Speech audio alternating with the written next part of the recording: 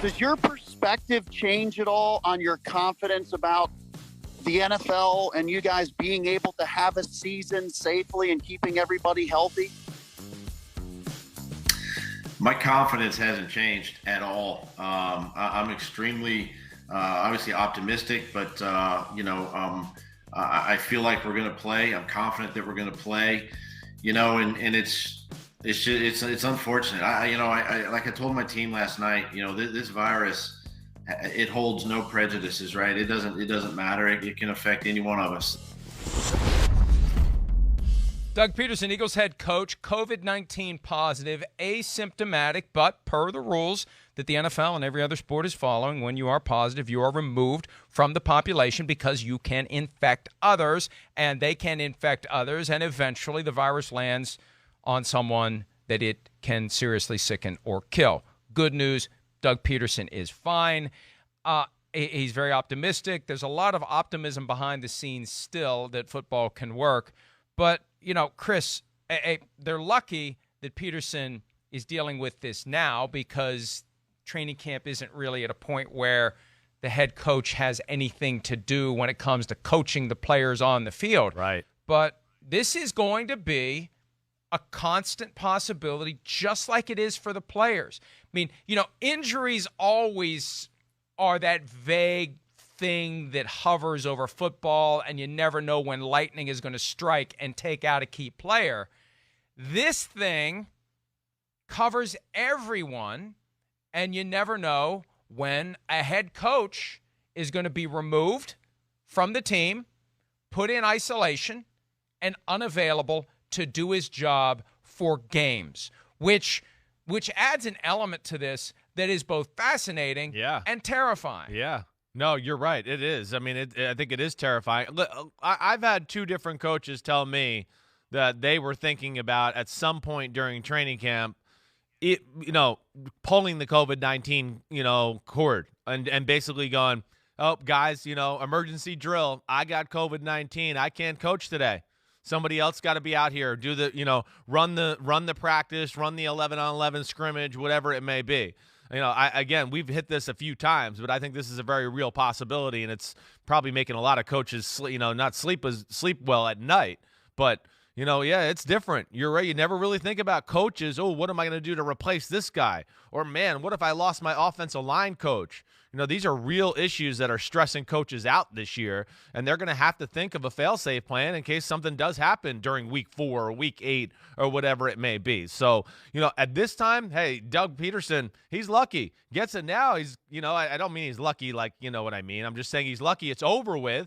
His team's going to get to deal with it. And to your point, at least they're not on the field and really practicing and going through a lot of, in-depth schematical stuff quite yet to where, all right, you can deal with the head coach being away. He'll watch in the Zoom meetings and he'll add his 2 cents here and there, and that'll be fine. So, but we'll see. That's a scary situation.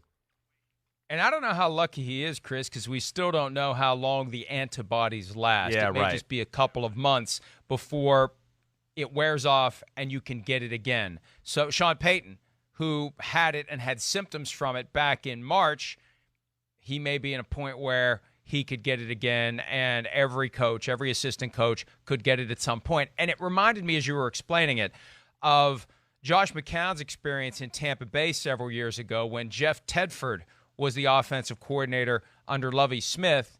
Tedford ended up leaving with a heart problem that popped up just before the season started. And after the dust settled on that season, Josh McCown explained, hey, you have a backup quarterback, you have a backup center, you have a backup long snapper, you have a backup this, back. You don't have a backup offensive coordinator.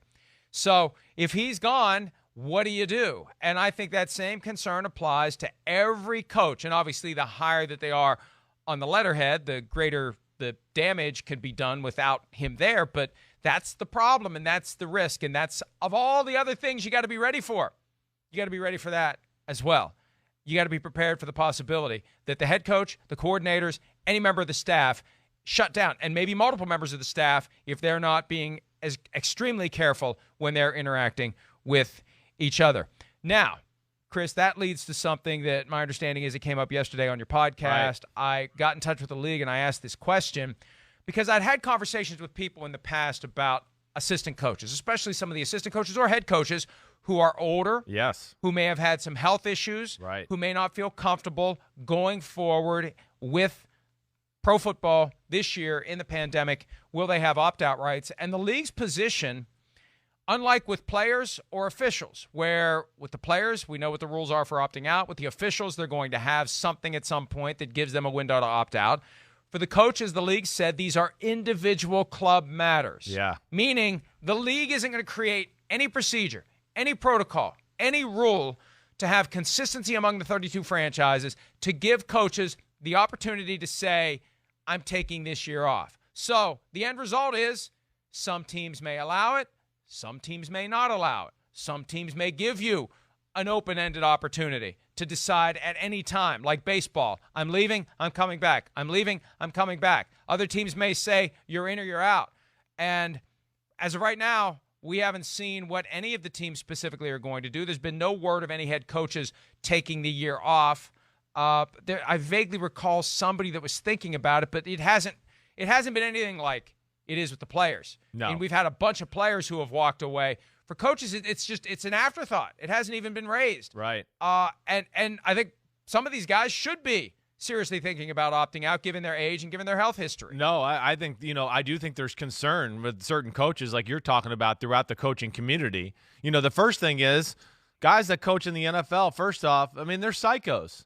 They're lifers. This is what they do. This is what they want to do. They can't even fathom life at home on the couch, being that kind of whatever dad, whatever father, whatever else, husband. No, they love the grind. They love being around the action on Sundays and doing all those things. So you couldn't get some of these guys out of there no matter what. Now, as we went through the pandemic and the early phases, like this stuff came up a lot with, different friends I had where they were talking about, man, what about this coach? Are they is he really going to want to go back in the building? And, first off is, hey, a lot of these head coaches, and to make it a personal or an individual team decision, a lot of these head coaches have hired guys that, yes, they know, they have history with. Of course, they like them. That's why they hired them and all that. They know their families. And they also know the guys who are older and have maybe some medical risks here with the pandemic and the current circumstances. So with all that knowledge, and these head coaches, they're human beings. They don't want to get one of their guys on their staff sick and, have them not be able to be a father to their kids or a grandfather or whatever it may be. They have human hearts. And I think there was a very real situation there. And I know there's a few cases where, coaches said, hey, don't come. Like you can coach from home. Don't worry, we'll be okay if you want to do that to specific position coaches, Mike. But those coaches, like I was just saying, they're not going to have it. They're coming. That's what they want to do. That's part of who they are and their makeup and their DNA. So I think the human element will save the coaches here because it is a fraternity in a lot of ways, and the head coaches do have personal relationships with these people and don't want to see anything bad happen to any of them. But it is kind of baked into who you are as a coach. It is. And it's who you become with all those hours and months and years of grinding, and this mentality of, I'm going to die with my boots on. Right. I mean, this is a situation where you could. And this is a spot where you need to take a step back and ask yourself, is this the right thing for me? Is this the right thing for my family? The problem is, if the team isn't setting up a formal program that allows you to opt out, it just never even comes up. Yeah. Look at it this way. If the team's attitude is, we're just not going to open that door, we're going to wait for someone to come to us and raise it, there's a good chance no one's going to raise it.